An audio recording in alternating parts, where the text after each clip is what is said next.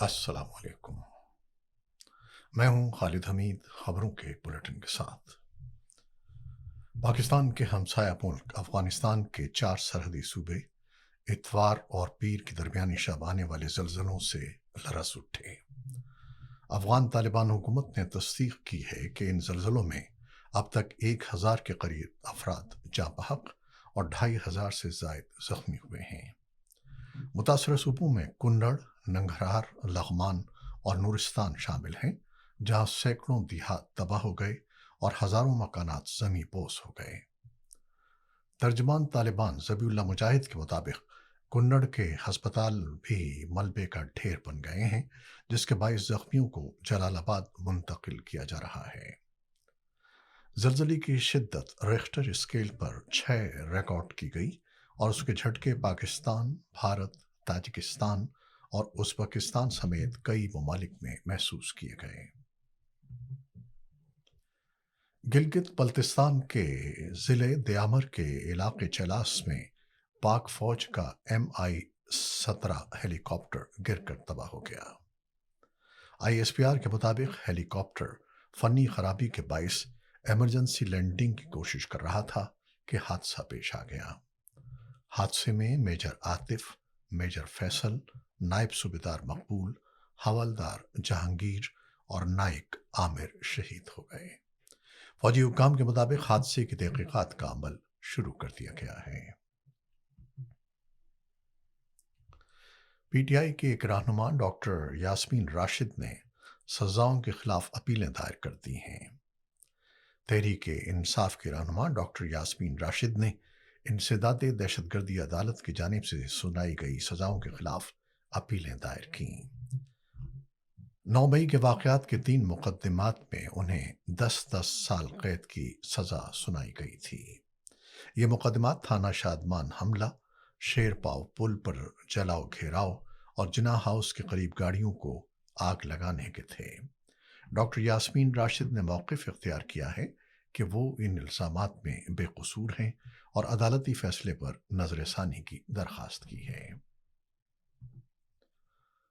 پنجاب میں دریائے ستلج، راوی اور چناب میں شدید سیلابی کیفیت برقرار ہے۔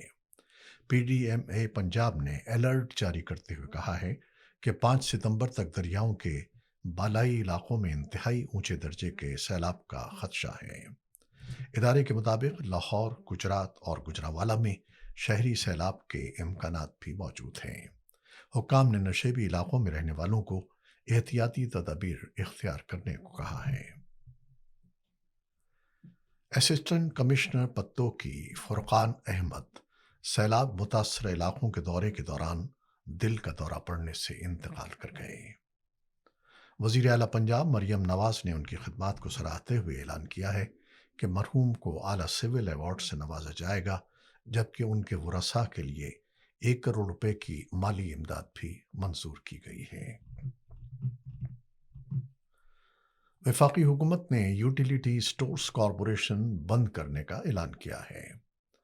وزیر پارلیمانی امور طارق فضل چودھری کے مطابق ملازمین کے لیے 28 ارب روپے کے خصوصی پیکج کی منظوری دی گئی ہے، جس کے تحت 11,614 ملازمین کو مالی معاونت فراہم کی جائے گی۔ حکومتی ذرائع کے مطابق یہ فیصلہ ادارے کے خسارے اور مالی بوجھ کے باعث کیا گیا۔ پاکستان اور آرمینیا نے باضابطہ طور پر سفارتی تعلقات قائم کر لیے ہیں۔ چین کے شہر تیانجن میں نائب وزیر اعظم اور وزیر خارجہ اسحاق ڈار اور آرمینیا کے وزیر خارجہ نے مشترکہ اعلامیے پر دستخط کیے۔ دفتر خارجہ کے مطابق دونوں ممالک نے باہمی تعاون بڑھانے اور مختلف شعبوں میں تعلقات کو فروغ دینے پر اتفاق کیا۔ شنگھائی تعاون تنظیم SCO کے اجلاس میں چینی صدر شی جن پنگ نے خطاب کرتے ہوئے کہا کہ دنیا کو غنڈہ گردی اور سرد جنگ کی ذہنیت کو ترک کرنا ہوگا۔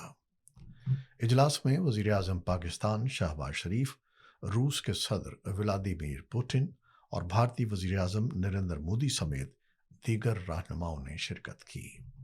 مشترکہ اعلامیے میں آزاد تجارتی نظام کے تحفظ، یک طرفہ پابندیوں کی مخالفت اور ڈیجیٹل معیشت میں تعاون پر زور دیا گیا۔ غزہ پر اسرائیلی طیاروں کی وحشیانہ بمباری کا سلسلہ بدستور جاری ہے، اور اب قابض فوج نے بارود سے بھرے خودکار روبوٹس کے ذریعے بھی عمارتوں کو تباہ کرنا شروع کر دیا ہے۔ ان روبوٹس کے دھماکوں سے رہائشی اور کمرشل عمارتیں ملبے کے ڈھیر میں تبدیل ہو رہی ہیں، جس کے باعث جانی اور مالی نقصان میں مسلسل اضافہ ہو رہا ہے۔ عرب میڈیا کی رپورٹس کے مطابق صرف ایک ہی دن میں اسرائیلی حملوں کے نتیجے میں مزید 88 فلسطینی شہید ہو گئے، جن میں امداد کے منتظر 32 شہری بھی شامل تھے۔ ہسپتالوں اور ریسکیو ذرائع کا کہنا ہے کہ لاشوں اور زخمیوں کی بڑی تعداد ملبے تلے دبی ہوئی ہے۔ غزہ پر حملوں کے رد عمل میں فلسطینی مزاحمتی تنظیم حماس کے عسکری ونگ القسام بریگیڈز نے تازہ کارروائیاں کی ہیں۔ تنظیم نے دعویٰ کیا ہے کہ ان کے مجاہدین نے اسرائیلی فوجی گاڑیوں کو نشانہ بنایا ہے۔ بیان کے مطابق القسام بریگیڈز کے ان حملوں کے نتیجے میں اسرائیلی فوج کو جانی نقصان پہنچنے کی اطلاعات ہیں، تاہم اسرائیلی حکام نے اس کی تصدیق نہیں کی ہے۔ ادھر اسرائیلی وزیر دفاع نے گزشتہ روز دعویٰ کیا کہ حماس کے عسکری ونگ کے ترجمان ابو عبیدہ کو ایک کارروائی کے دوران شہید کر دیا گیا۔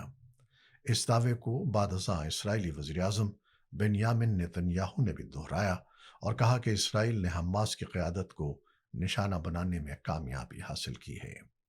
تاہم حماس کی جانب سے اس اسرائیلی دعوے پر تاحال کوئی رد عمل سامنے نہیں آیا، جس کے باعث اس خبر کی تصدیق یا تردید نہیں ہو سکی۔ غزہ میں صحافیوں کے خلاف حملوں اور ہلاکتوں کے خلاف دنیا کے 70 ممالک کے 250 میڈیا اداروں نے اپنی نشریات اور فرنٹ پیجز کو سیاہ کر کے احتجاج ریکارڈ کیا ہے۔ رپورٹرز وداؤٹ بارڈرز اور عالمی تنظیم آواز کی اپیل پر کی جانے والی اس مہم کو تاریخ میں صحافیوں کے حق میں سب سے بڑا احتجاج قرار دیا جا رہا ہے۔ کرکٹ۔ شارجہ میں جاری سے فریقی T20 سیریز میں پاکستان نے شاندار کارکردگی دکھاتے ہوئے پوائنٹس ٹیبل پر سبقت حاصل کر لی ہے۔ پاکستان نے اب تک افغانستان کو 31 رنز اور متحدہ عرب امارات کو 39 رنز سے شکست دی ہے۔ آج افغانستان اور UAE کی ٹیمیں مد مقابل ہوں گی، جبکہ پاکستان کل افغانستان کے خلاف میدان میں اترے گا۔ یہ تھی وہ خبریں جو ہم نے اپنے YouTube چینل پر آپ کے لیے پیش کی۔ آپ ہمارے بلیٹن کو دیکھتے ہیں، شیئر کرتے ہیں اور اپنے کمنٹس میں اپنی محبتوں اور رائے کا اظہار کرتے ہیں، جس کے لیے ہم آپ کے بےحد ممنون ہیں۔ اپنی ان کاوشوں کو جاری رکھیے گا۔